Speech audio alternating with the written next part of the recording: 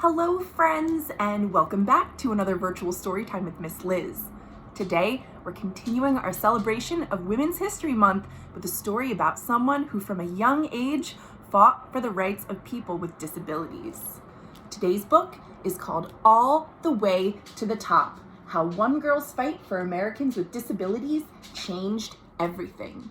The words in this book are by Annette Bay Pimentel, the pictures are by Nabi H, and the foreword is by the character who's the star of the story, a real person named Jennifer Keelan-Chaffins. Let's see Jennifer's story. All the Way to the Top: How One Girl's Fight for Americans with Disabilities Changed Everything. Here is Jennifer. She's doing one of my favorite things, horseback riding. Jennifer Keelan may be small, but her voice is mighty. Yee-haw, she says. And Snowball the horse speeds up from a walk to a trot. Jennifer loves to go fast, but she knows she'll soon have less time for horseback riding because she's finally old enough to go to school, and she can't wait to make new friends. She is ready to go. The school is not far from Jennifer's house, but when she rolls outside and down the sidewalk to the corner, stop! A 4-inch curb is a cliff to someone like Jennifer who uses a wheelchair. Jennifer was born with a condition called cerebral palsy, which meant that she had to use a wheelchair to get around. And when she gets to a curb like this, there's no easy way for her to get down. Her grandpa is able to ease her wheelchair over the curb. Though the drop jolts Jennifer, she makes it to the building. But stop! Again, this says she doesn't belong. It's a set of stairs. And with her wheelchair, she's not able to get up the stairs.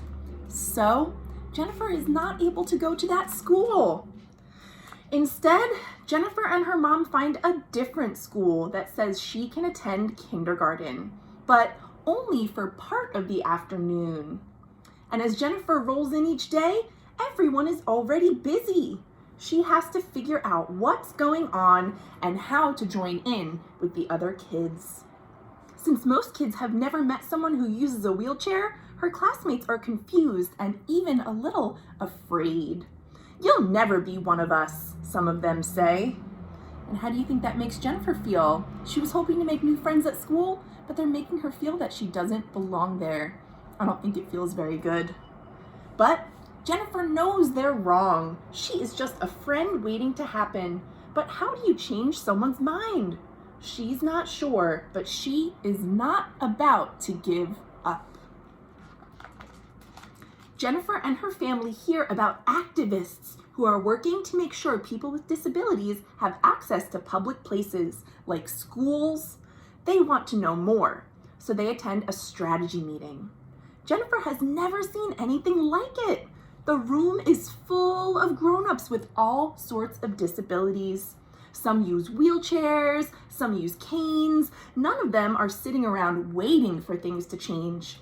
They are shouting and laughing and planning a big protest to get wheelchair lifts on buses. They turn to Jennifer and ask, "Do you want to come?" Yes, she wants to go.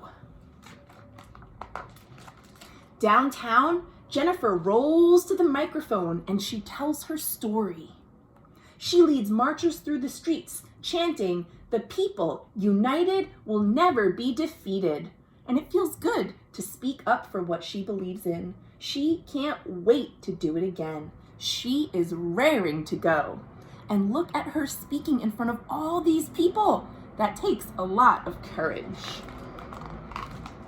Jennifer protests in Phoenix. She rolls through the streets in San Francisco. She waves signs in Montreal. And the demonstrations don't always change people's minds, but Jennifer is used to that.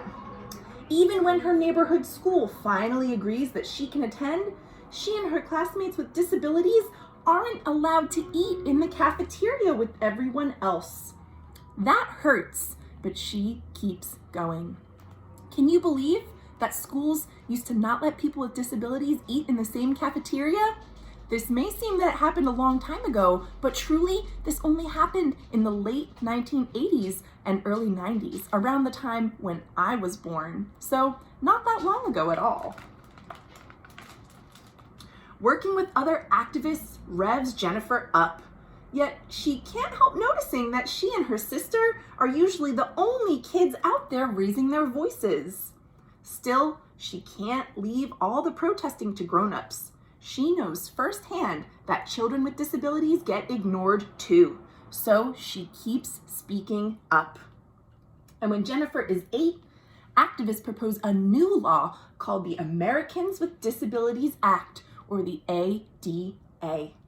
The law insists that schools and governments and businesses make room for all people, including those with disabilities. Jennifer feels like dancing. If the ADA passes, it means sidewalks with curb cuts, buildings with ramps in addition to steps, and elevators with braille panels for people who cannot see. It means Jennifer and her classmates with disabilities can finally go to the cafeteria with everyone else for lunch. Jennifer and her family watch the news for updates on the ADA, but reporters never mention it. She switches off the TV in frustration, wishing she could change reporters' minds on what is worth talking about. Instead, the Keelans get their updates about the ADA when activist friends call them. It is bad news. Members of Congress say the law will be too expensive and complicated. They say it's just not worth it. Since the news station is ignoring people with disabilities, Jennifer and her friends are determined to find another way to make Congress hear their voices. It is go time. Her family buys plane tickets to Washington, D.C. As you may know, that is the capital of the United States. That is where the president and Congress hang out. As they march down Pennsylvania Avenue, Jennifer has never shouted louder. What do we want? The ADA. When do we want it? Now. Remember, the ADA is the Americans with Disabilities Act, which was held up in Congress as people argued on whether it was worth it. But to Jennifer and the many people with her, and so many more people throughout the country, being ignored, it was time to change. Finally, they reached the U.S. Capitol building, but stop!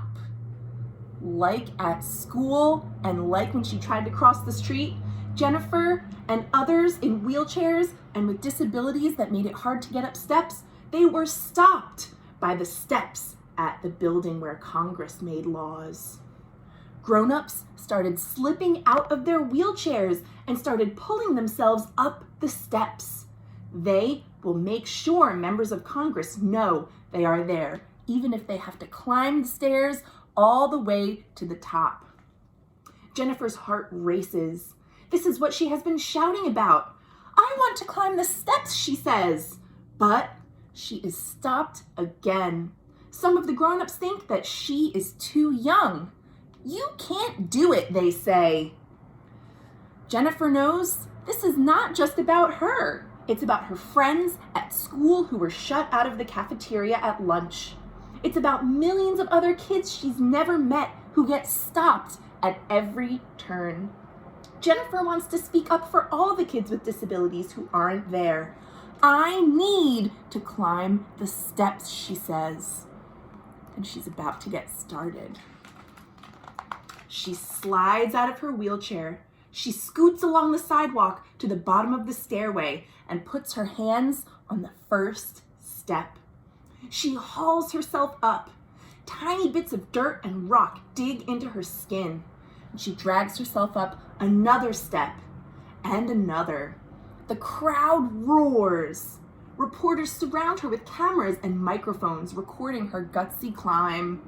I'll take all night if I have to, she vows. And she keeps heaving and hauling and dragging herself up those steps. All the way to the top, she keeps going. And if you look at this picture, you can tell it's not just a couple steps to get to the doors of Congress. It is a long way up.